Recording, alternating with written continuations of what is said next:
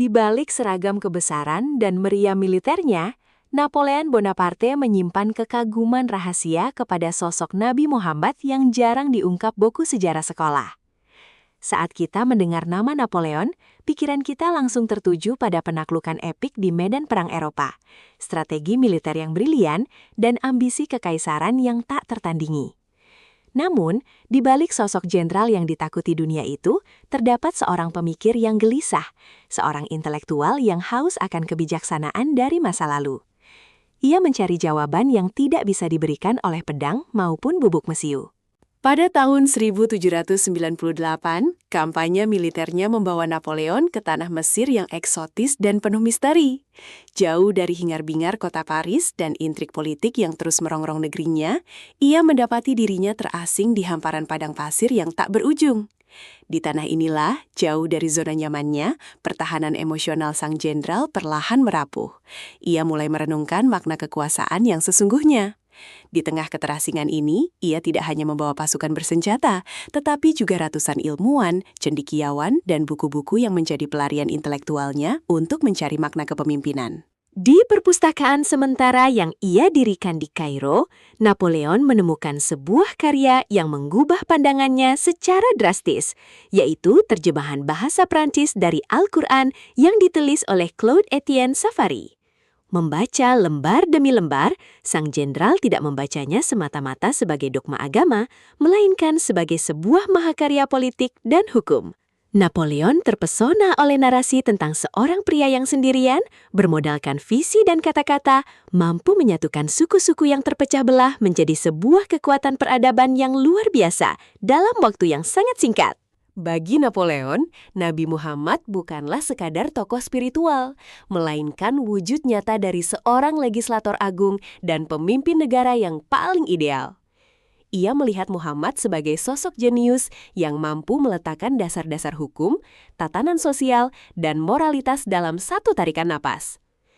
Sang jenderal Prancis itu sering merenungkan bagaimana Nabi mampu menciptakan hukum yang mengikat hati dan pikiran rakyatnya, bukan sekadar ketakutan akan siksaan atau penjara. Kekaguman ini semakin tumbuh ketika ia menyadari betapa rapuhnya sistem hukum di Prancis pasca revolusi yang terus-menerus diguncang oleh pergolakan sipil tanpa henti. Sementara tubuhnya berada di Mesir, pikiran Napoleon tak pernah lepas dari Prancis. Laporan-laporan rahasia yang ia terima membawa kabar buruk tentang korupsi, ketidakstabilan pemerintahan direktori, dan bayang-bayang kudeta yang mengancam akan menghancurkan segala capaian revolusi. Prancis membutuhkan seorang penyelamat, seorang figur kuat yang bisa menyatukan faksi-faksi yang bertikai. Di saat-saat penuh keputusasaan inilah, Napoleon menjadikan kisah keberhasilan Nabi Muhammad sebagai cetak biru di dalam kepalanya. Ia ingin menjadi sosok yang tak hanya memimpin pasukan di medan perang, tetapi juga memimpin jiwa bangsanya menuju kedamaian. Sekembalinya ke Prancis dan berhasil mengambil alih kekuasaan, visi besar yang terpendam di Mesir itu mulai diwujudkan. Inspirasi dari ketegasan dan keadilan hukum yang ia pelajari dari sejarah Nabi Muhammad turut membentuk filosofi kepemimpinannya dalam menyusun Undang-Undang Sipil Prancis yang kelak dikenal sebagai Code Napoleon. Ia menyadari bahwa kekuatan militer mungkin bisa memenangkan pertempuran hari ini, namun hanya hukum yang adil dan komprehensif yang mampu mempertahankan peradaban untuk selamanya. Ia berambisi menciptakan hukum abadi yang akan dikenang lebih lama dari kemenangannya di medan perang manapun. Tahun-tahun berlalu, roda nasib berputar dan membawa sang kaisar pada kejatuhan akhirnya.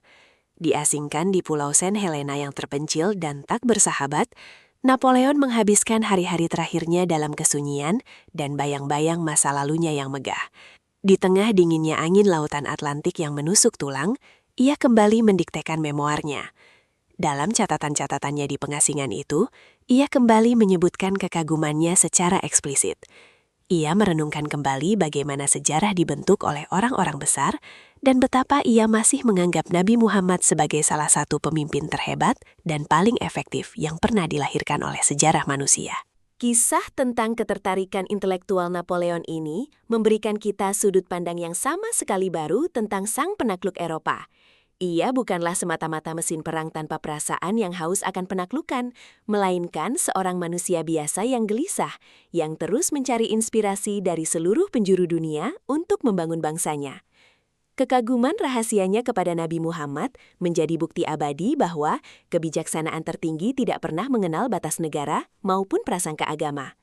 Di balik epik peperangan Waterloo atau Austerlitz yang berdarah, terdapat sebuah pengakuan sunyi dari seorang kaisar barat terhadap keagungan abadi seorang nabi dari timur.